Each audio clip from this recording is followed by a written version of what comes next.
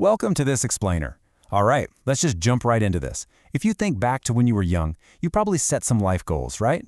You probably had a mental checklist of things you wanted to pull off by the time you were 18, 20, maybe in your mid-30s. Get a degree, land a solid job, find a nice place to live. It's a super relatable concept. We all do it. And honestly, setting goals is fantastic for personal growth. But listen, for your own sanity, do not compare your life goals to the guy we're focusing on in our explainer today.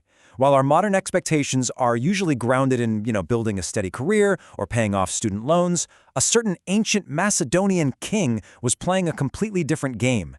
I mean, while we're out here just hoping to get a nice promotion at work, he was getting Pharaohed.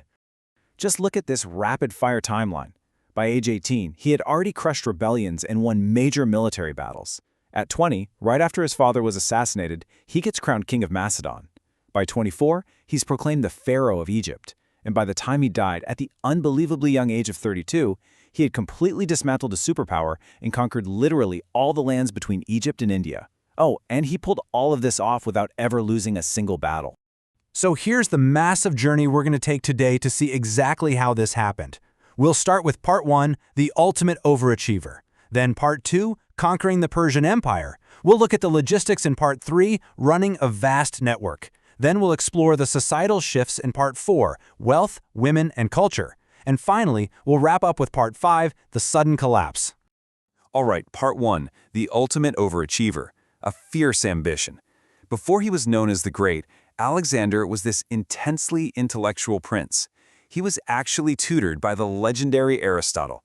He studied medicine, logic, and he even carried this annotated copy of Homer's Iliad with him on all of his future campaigns. And, that fierce, innate ambition was obvious super early on. There's this amazing story from when Alexander was only 10 years old. A trader brought his dad this magnificent horse, but the animal was totally wild. Nobody could mount it. But little Alexander notices that the horse wasn't really wild. It was just terrified of its own shadow. So he gently turns the horse toward the sun to hide the shadow, and he completely tames it. His father, King Philip, was so overjoyed at this display of courage that he actually kissed him, crying, and said, "My boy, you must find a kingdom big enough for your ambitions. Macedon is too small for you." That one moment just perfectly captures his unstoppable drive. He actually named that horse Bucephalus, which translates to ox head. And that bond? It literally changed the map of the world.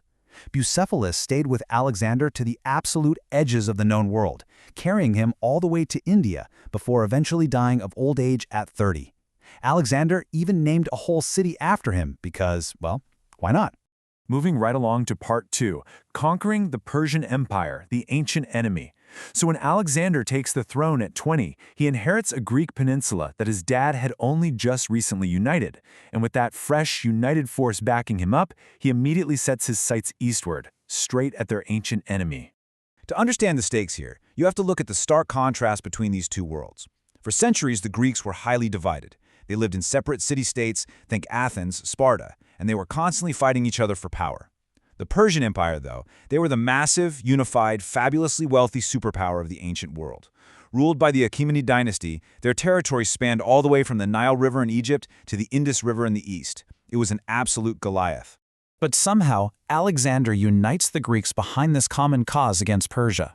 In 334 BCE, he launches this massive pan-Hellenic invasion. And over the course of a truly explosive 12-year military campaign, he just shatters Persian power at these massive, decisive battles like Issus and Gaugamela. He completely overthrows King Darius III, taking the entire Achaemenid Empire. And the most staggering fact of this whole campaign? In 12 years of constant fighting, he never lost a single battle. No way, right? But it's true. Okay, Part 3, running a vast network, administering an empire. Which brings up a really crucial question for you to ponder. How does one guy who is still in his 20s actually govern a territory that stretches from the Mediterranean all the way to India? It sounds like a complete logistical nightmare. Well, the answer is beautifully ironic. Alexander didn't just destroy Persia, he absorbed it. The exact things that made the Persian Empire so formidable, its deep unity, its massive infrastructure, became Alexander's greatest administrative weapons. His whole empire was glued together by his own personal legend and military wins, for sure, but the physical day-to-day mechanics of it, That relied entirely on what the Persians had already built. His strategy was just incredibly pragmatic. First, he uses their existing massive networks of roads to move his troops, communicate, and resupply. Second, since he knew the Greeks were a tiny minority in this huge new territory, he deliberately kept Persian elites in their positions of power, so the transition would be smooth. Third, he actually encouraged his soldiers to marry Persian women. He himself married 3 women tied to the fallen dynasty just to integrate the populations. And finally, he pretty much kept the overall structure of the Persian government exactly as it was. He literally used his enemy's tools to run his own empire. And that strategy of absorption leads us perfectly into part 4, wealth, women, and culture, a cultural explosion. Because this wild fusion of Greek and Persian worlds sparked a huge cultural and economic boom across Eurasia that would genuinely lay the groundwork for the modern world. To really wrap your head around the sheer scale of his impact, you just need this one number, 70. Alexander founded over 70 cities and towns during his campaigns. The most famous one, obviously, is Alexandria in Egypt. Planned by his architect Dinocrates, it became an absolutely vital, beating heart of the ancient world. By dropping these cities all over the map, Alexander essentially wired the ancient world together.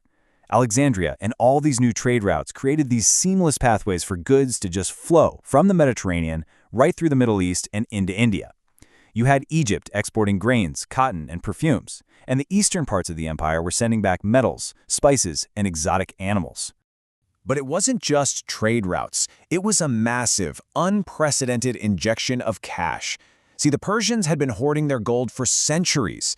Alexander captures it, melts it down into circulating coinage, and spends it like crazy. Historians point out that this pumped so much wealth into the economy that it stimulated Eurasian trade for centuries. And here's a really fascinating side effect. This wealth shift totally disrupted the ancient world's status quo. During this Hellenistic era, women actually started gaining significant economic power compared to the old classical Greek city-states. Public records show privileged women building huge wealth, acting as local magistrates, and personally financing public works. Even non-Greek women in this new cosmopolitan setup enjoyed far more business freedoms, making contracts without needing male guardians like they would have in Athens. It was a real game changer. On the cultural side, Alexander kicked off an era we now call Hellenization. Greek became the common language for elite culture and diplomacy across Western Asia. But, surprisingly, Alexander was incredibly tolerant of local religions. He sponsored Egyptian and Persian temples. And this tolerance created some mind-bending historical syncretism, a blending of totally different beliefs. Out in the eastern edges of the empire, Greek culture mixed with local traditions, actually giving rise to things like Greco-Buddhism. Greek ideas and architecture just merging seamlessly with local customs. But, as you can probably guess, a flame that burns this bright cannot burn forever. Section 5. The sudden collapse. The end of an era. The relentless pace of conquering everything in sight, the endless marching, that aggressive mixing of cultures, it eventually took a very, very heavy toll on the men who made it all possible. It all came to a boiling point in India. Alexander's soldiers were just completely exhausted. But more than that, they were super suspicious of his new habits. His foreign wives, his Persian fashion choices, empowering all those Persian elites. His Macedonian soldiers felt like he was entirely forgetting his roots. They followed him all the way to India, they won the battles, but they were finally done. At the Bias River, they mutinied. They outright refused to take one more step forward, forcing this unstoppable conqueror to finally turn around. So without new conquest to distract him, Alexander heads back to try and stabilize his massive holdings. But then, in 323 BCE, at just 32 years old, he dies of a sudden illness in Babylon, the very city he wanted to make his capital. And the fallout was instant. Because this whole empire relied entirely on his personal authority, the literal second he died, his generals and governors started fighting each other for control. The empire shattered almost overnight, fracturing violently into rival successor kingdoms, like the Ptolemies down in Egypt and the Seleucids in Persia. Which leaves us with a pretty provocative question to wrap up this explainer today. If his massive physical empire didn't even outlast his own life, literally crumbling the moment he died, where does his greatness actually come from? Is it found in those borders he conquered, or is it really found in the Hellenistic culture, those sprawling trade networks, and the integration of entirely different worlds that shaped human history for centuries after he was gone? Take a second to think about what really makes a legacy last. Thanks so much for joining me on this explainer, and I really hope this sparks some curiosity for you to go out and keep learning.